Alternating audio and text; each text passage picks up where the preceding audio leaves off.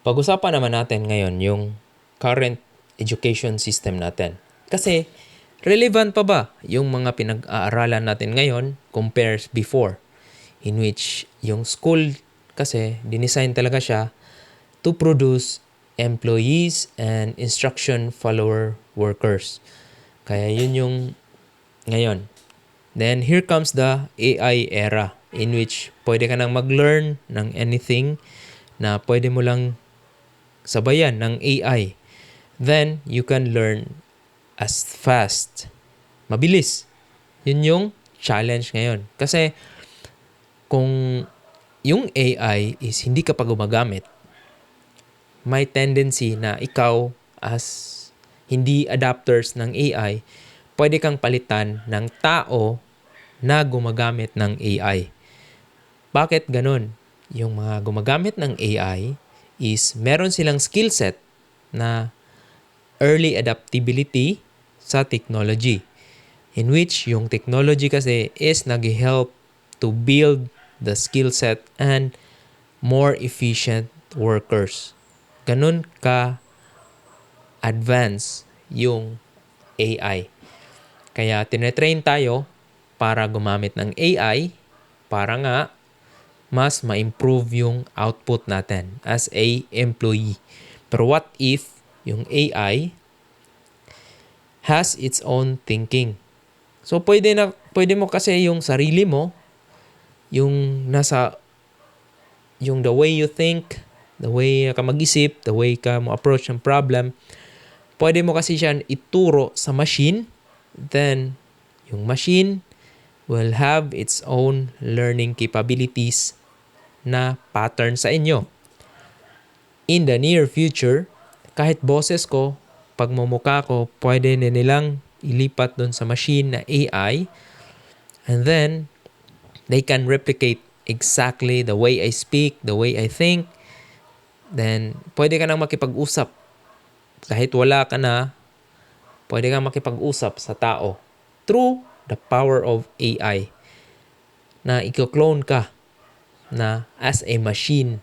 Pero yung mindset, yung thinking, yung boses, the way you think, nakapattern sa AI. Kaya yun yung kagandahan in the near future. Okay? Naniniwala ba kayo sa concept ko na ganun? Kasi ngayon, kung napakadali lang gamitin ng AI sa iba, mag-ask ka ng questions. Pero kung gusto mo talagang ma-unlock yung power ng AI, is kailangan mo talaga siyang i-learn muna. Like, bago ako magtanong sa AI, sinasabi ko muna na ikaw ay isang politician. Then, yun, input. So, the computer, the machine will think like a politician. Then, magpa-prompt ka na.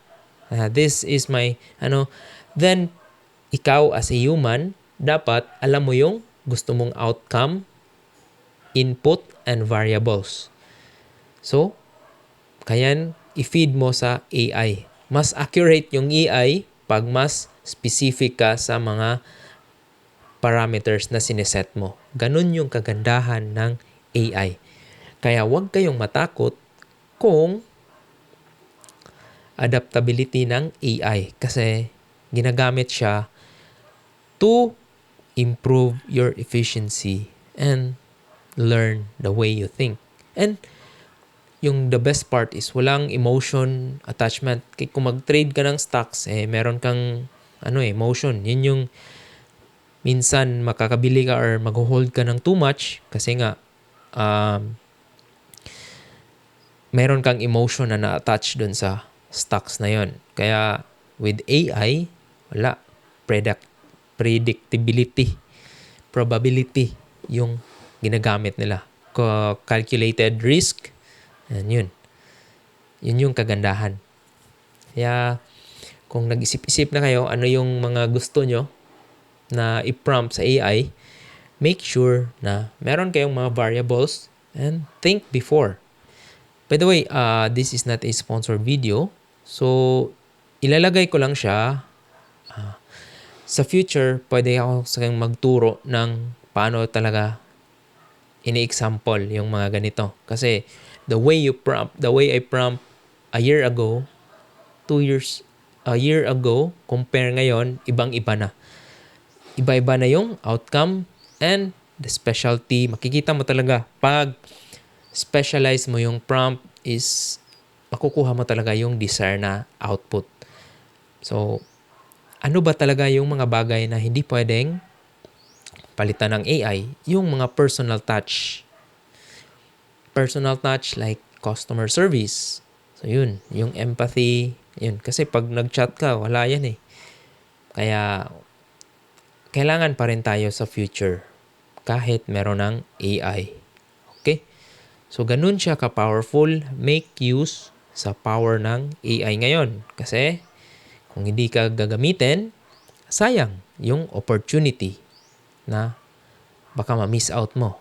Kaya, recommended to maximize the use of AI power. Yeah!